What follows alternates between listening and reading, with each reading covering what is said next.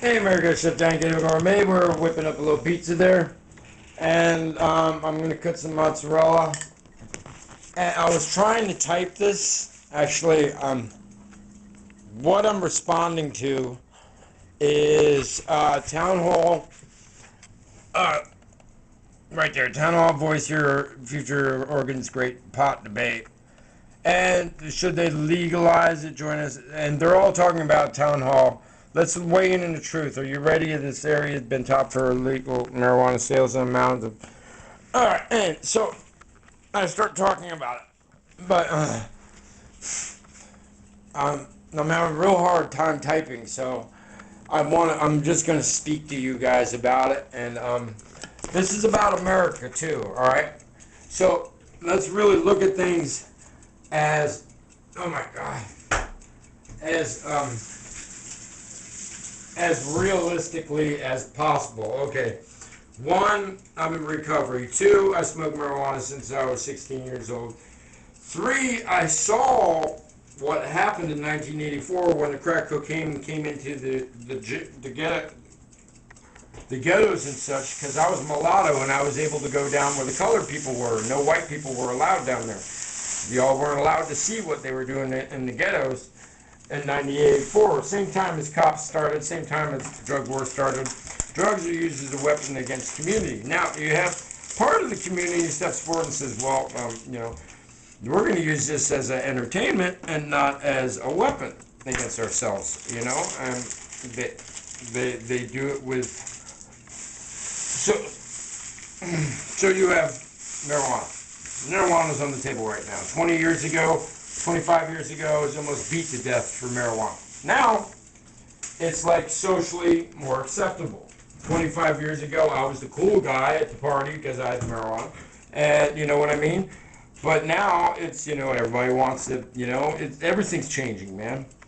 So, let's look at the real reality, all right? They keep calling this a social... I'm sorry, folks, about my face and stuff.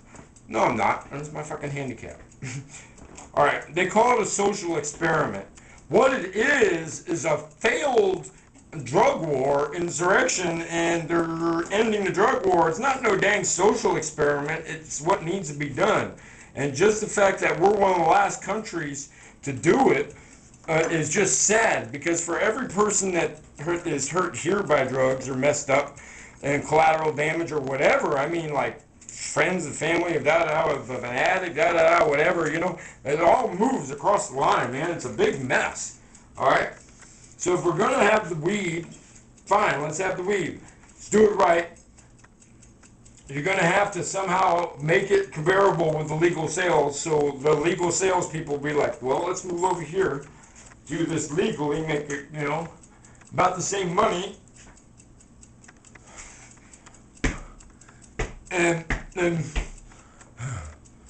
then somehow we can start really dealing with the issue that happened here. 13 years ago, I began Peace Up Here. I began Peace Up Here because I was watching what was happening to the community. What happened to the community basically was the meth epidemic hit right here in Springfield. Meth, yeah, I'll tell you the truth. Methamphetamine or crank back then, right? And it's become crystal meth, now meth. And they just keep changing it to label people more, attack more. Dude, let's stop attacking people who are ill with addictions. Let's stop attacking people who are just having a good time, which means the marijuana smokers. Let's realize what it's about to do to this city and this town is create a huge amount of jobs, a huge amount of influx of people, and it's really going to take a lot of the community to stop looking at people who are using weed as like totally like, underworld people. They're going to become citizens again. This is what we've all wanted all along, man, was just our freedom of our own body. Freedom of our own body. If we're not committing a crime upon someone else. Now, you've made it, just like alcohol, the government made it so it was illegal. It created an insurrection. It created a weapon against its own community. It collapses against itself. The only answer is to begin treatment and prevention legalize marijuana, use the money, millions from that to start taking care of America. Taking care of the collateral damage. And if we're here in Springfield and Eugene, you know it. Okay? And I've seen it. I was out there, dudes were out there trying to buy recipes for $3,000 and $4,000 for meth and to take it all over the country. And that's what happened. And people were getting killed for this stuff too. It was no joke, man. So we owe it a lot to this community right here in Springfield. To the children, to generations, man. I mean, if you see that I'm like, oh, you're like, oh, wow, he's affiliated with bikers and all that. Watch the movie Dead in 5 Heartbeats and realize that the generations of kids and the generations that are within biker kingdoms or MC clubs or within this world, this underworld, man, they want to just be like citizens. They want freedom. They want it in themselves, man. So as we come forward, we're going to stop attacking citizens, suffering citizens, addicts, meth heads. Pot smokers are going to be, you know, jacks all over it. Everybody's already selling us the pretense to the fact that we're going to have weed everywhere. All right, it's a reality. Let's take the money and do something good for it. All right, it belongs to the children and the broken families. Reopen Forest Work Camp. Reopen some other programs to help the displaced people, because we got a 30-year insurrection, and this is what it's done to our community. It's tore it up. So this is step one. Not a social experiment, but step one in beginning to end the drug war and the biggest mess-up insurrection that we caused basically worldwide. Once it hit here in '84 and started growing, you know, it became worldwide. You know, cocaine, heroin, fucking shit's a mess, man. You got addicts everywhere, dude. You got people dying everywhere. People are, and you know how much pain addicts are in? Because when I was an addict, man, it's pain, dude. Fucking, you don't want to be out there. You don't want to be lost, dude. And it wasn't like I was like shooting shit in my veins and running around. No, dude, I get high here and there, and I'd lose time. And, you know, I was still a good guy in the streets. I didn't rob nobody. The only thing I ever stole was sandwiches, man, because a fool gets hungry. But otherwise, I was like against stealing, you know? I'm against that stuff, dude. It don't help the community, you know? So let's look at it. Look, you're hearing it from an addict. You're hearing it from somebody who's ill, who's actually, I do have medical marijuana, and I have it because I've been put into a box because of my axe meth use 5 years ago. Recovery power. You realize two-thirds of the people here, it's 2/3 against 1/3 of people in recovery versus people who are using, and that number surpassed. The people in recovery passed the people in using way back in 2007 in this town in Eugene. It just, you know. So they're out there, and these people are the ones who are going to help the most. I wonder if there's anybody there sitting around that city council who knows anything about counseling, knows anything about addiction, has been an addiction. I know Kitty Percy knows some. I know she knows a fair amount. Pretty sure Greg Evans does. But I'm wondering, do you have a counselor there? Do you, like Mark Harris, do you have you know, somebody from, like,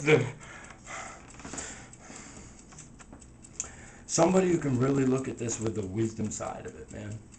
You know, because there's so many different things that you need to factor into this. But once this takes off, man, jobs, man, money, man, and let's use it the right way. Let's use it for the next.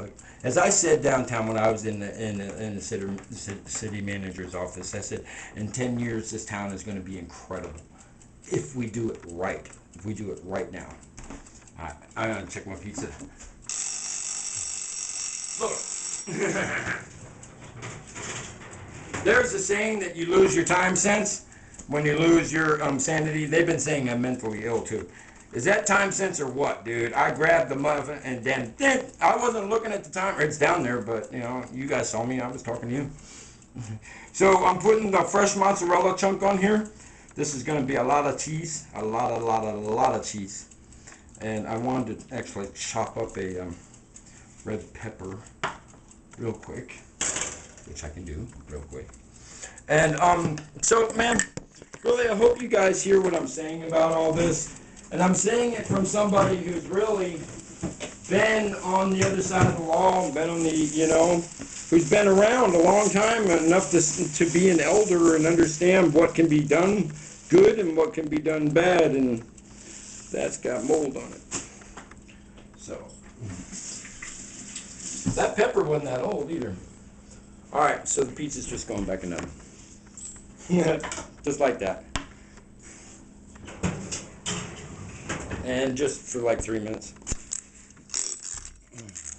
Alright, so yeah, that was like a 13-minute talk. So I think that's plenty enough for you to like kind of balance things out. And oh, there's some other things.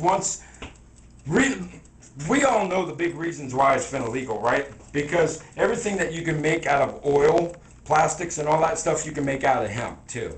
Okay? And oil is poison and hemp isn't. But the oil, they've been running everything. So that's the other part of it, okay? And as state by state this begins to fall and we start ending the drug war and Cops Reloaded stop being the favorite thing on TV, knock somebody out in the joint if they put that mother on. I'm like, turn it off now, dude. I got PTSD. I ain't trying to hear that. I will. Hello? No, I'm a good guy. Look, I'm from all the way from the joint to the street, to the kids, to the generations. No more. No more suffering. That's what's coming for. We're saying no more. We're saying we've had enough. We're ending it in ourselves. The little girl who got her scooter back because the tweaker stole it, and then he heard like, hey, Thor said, bring it back. All right? And he brought it back. That's how it is. That's how it should be on our streets. We take care of each other. That kind of hurt. I banged my elbow on our hand a long time ago. Sissy vibe. We got to raise each other up. We have to take the responsibility. We have to come back out of our house. We have to be brave during this change. It's not up to the politics, and it's not up to the cops. It's not up to the weed sellers. It's not up to media. It's up to the community to decide, hey, all at once, we're going to fix this mess. We're going to fix it. We're just going to stop locking these guys up, and we're going to get them into prevention and treatment. We're going to get the kids right now, 11, 12, 13, who are getting ready to get into the drug game, and we're going to get them doing something else. That's what we're going to do. Why? You know when the kids listened to me? When I was out there telling them not to be knucklehead? They listened to me when I said I'd been to prison. That's when every one of them turned and looked and listened to me. I trained them on martial arts and punching and stuff, but I also tell them, run from a fight and all that. They didn't want to hear it until they said I'd been to prison and for doing something violent. Then they listened. They said, well, what? Of course, kids. It's a long time ago. Don't matter. Violent? Yes, it was. Stupid? Yes, it was. They listened, man. It's us. Can you imagine if it was us who molded the youth? Do you feel me? Peace up. Better days all. Much love.